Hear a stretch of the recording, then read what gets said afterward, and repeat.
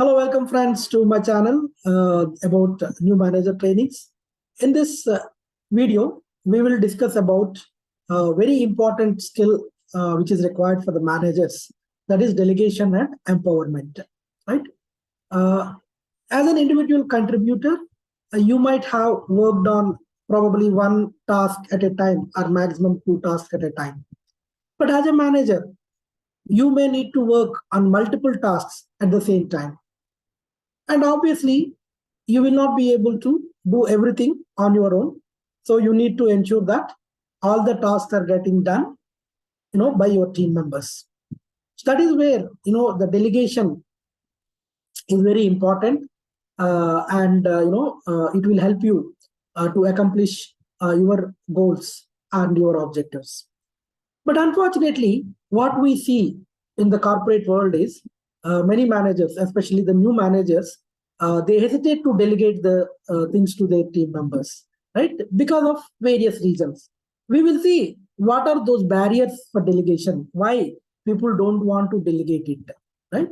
Because you think that, you can do it faster than other people. So you say, okay, it will take less time for me if I have to do it. But if I have to give it to my team member, I have to explain them, and it may take more time, and they may also need more time to complete it. So that is one of the reasons we don't delegate it to the team members. The second reason is I only can do it perfectly, because you just came from individual contributor role into this managerial role. You think that you only can do it perfectly, and other people cannot do it perfectly. So basically, you may not recognize your team member's strengths, or probably you may not believe your team member's skills. So you think that no, I only can do it perfectly. Okay? The other thing is about if I have to give it to my team members, I have to review their work and correct it. So you think that they will not be able to do it properly, so you have to spend time in reviewing and correcting it. Instead, you can do it yourself. That is what you think. And finally, it's very important. So I only have to do. For example, you get a a task or activity from your senior management or senior leadership team, and immediately you get tensed up and you get say, no, this is coming from the senior leadership team. I cannot delegate it to my team members because they may not be able to do it perfectly, because you have that fear saying that they may not be able to complete it perfectly, whereas it is having the visibility up to your senior leadership team. So you want to do it because it is important task. But my friends, in my experience, all these things are actually myths, right? Basically, if you delegate the task to your team members, you don't believe they will deliver wonders for you, right? That is my personal experience also, right? So believe in your team and start delegating your work to your team members, right? So we will see what are the benefits of delegation. Very importantly, you are helping to groom the team members, because you are helping your team members to step up from their roles, and they know exactly what kind of activity their manager is doing, and you are also grooming them, you are developing them by giving this task to them. And second thing is, it creates backup in the system. So what it means is basically, if everything you are doing, and suddenly you may have to go on a sick leave, or suddenly you may have to go on a personal emergency, and then nobody else knows, then what will happen is, even though you are on a sick leave or even though you are on emergency leave, you still have to end up some of the things. But instead, if you start delegating and if you start grooming your team, you can create a backup in the system, so that you can leave it to them and then go in case of emergency.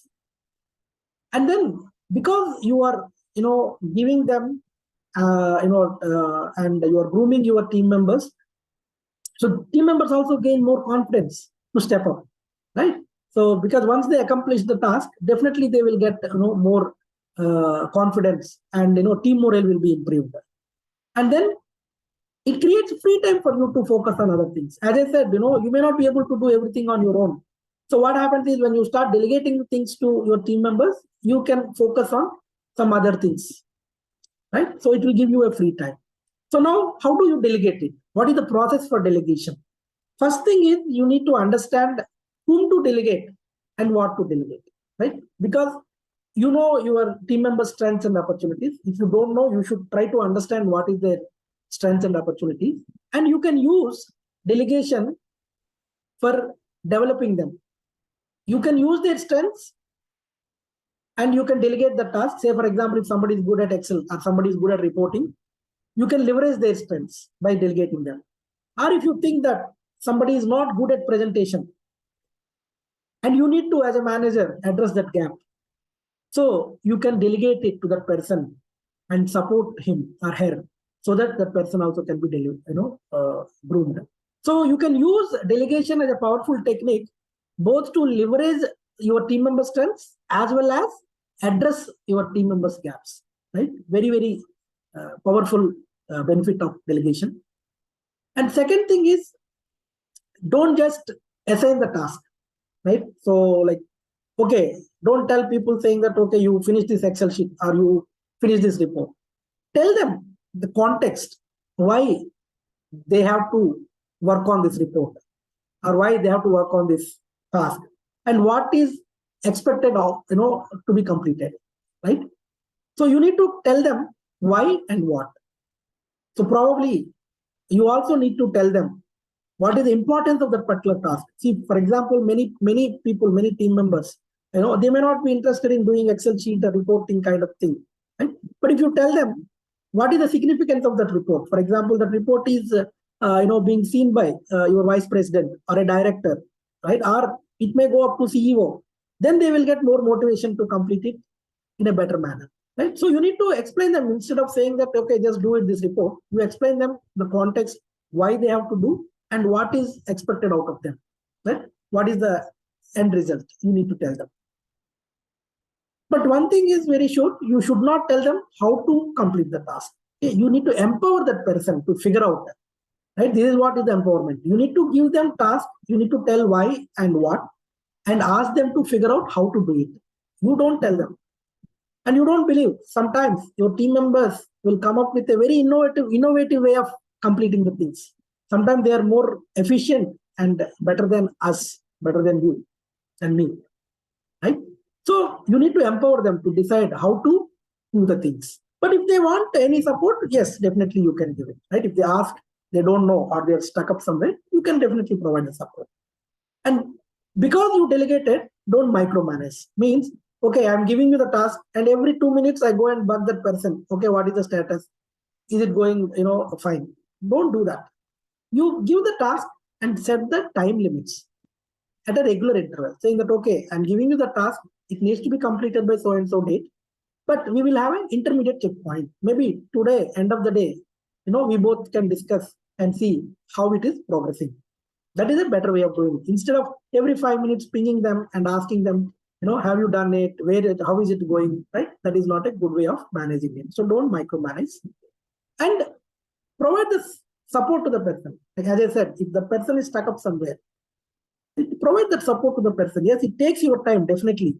But what happens is, in that process, you are explaining that to one person or group of people.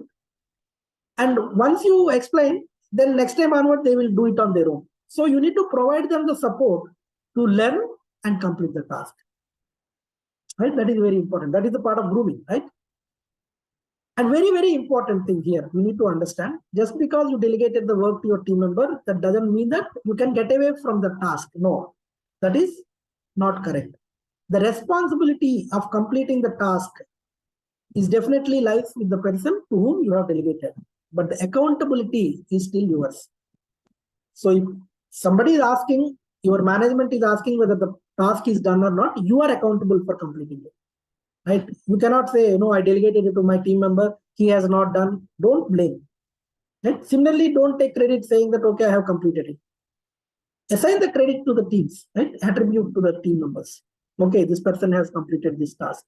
At the same time, if the task is not done on time due to whatever reason, take the blame. I mean, don't blame other people. Take the responsibility. Take the accountability. So please remember, responsibility lies with the person, but the overall accountability of completing that particular activity or task still lies with you, right? So this is about the delegation. What are the myths? what are the benefits of delegation, and then how to delegate and empower. And we will come with more such topics in the next videos.